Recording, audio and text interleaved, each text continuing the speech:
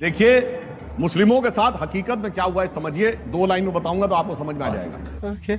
जब आजादी मिली तो देश की सबसे ज्यादा पढ़ी लिखी कम्युनिटी कौन थी? मुसलमान। Anybody can go and check. मैं यूपी का रहने वाला हूं। 1931 सेंसस में यूपी की रेट ऑफ लिटरेसी सिर्फ 8% थी और सैयद मुसलमानों की 24% थी। क्या बात कर? वो जातिगत जनगणना थी। हिंदू समाज में सबसे पढ़ी लिखी जाति ब्राह्मण मानी जाती थी 15%, क्षत्रियों की 13% और सैयद मुसलमान कितना 24%।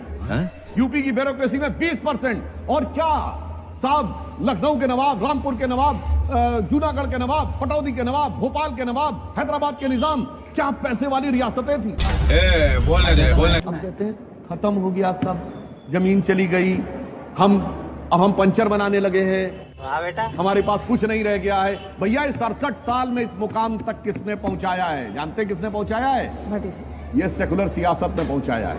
ये फंस गया सी है। सबने एक सांप के बारे में सुना होगा। एक सांप होता है जिसके 2 मुंह होते हैं।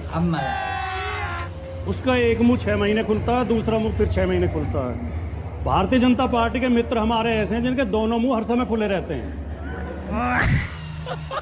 एक मुंह से कहेंगे हमने मुसलमानों को चढ़ा रखा है, दूसरे मुंह से अभी बोल रहे हैं हमने मुसलमानों को गिरा दिया। सही पकड़े हैं। हमारी वजह से मुसलमान बर्बाद हो गया। पूरे चुनाव तो हम सुनते सुनते हमारे कान पक जाते हैं कि इन्होंने मुसलमानों के लिए बहुत कुछ किया। आज कह रहे हैं मुसलमानों के लिए कुछ नहीं किया। तो धोती खोल रहा है। अब खैर कुल मिला के माननीय मोदी जी के मन में अचानक जब वो सुबह सो के उठे एक दिन, तो उनके मन में मुसलमानों के प्रति प्रेम पैदा हो गया। उन्होंने कहा मुझे तो मुसलमानों का उद्धार ही करना है।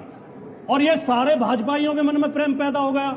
अब इनके मन में इतना प्रेम है कि ना होली खेलनी है तो मुसलमानों के मोहल्ले में जाकर खेलनी है, मस्जिद के सामने खेलनी है, रामनवमी का जुलूस निकालेंगे तो मस्जिद के सामने से ही निकालेंगे।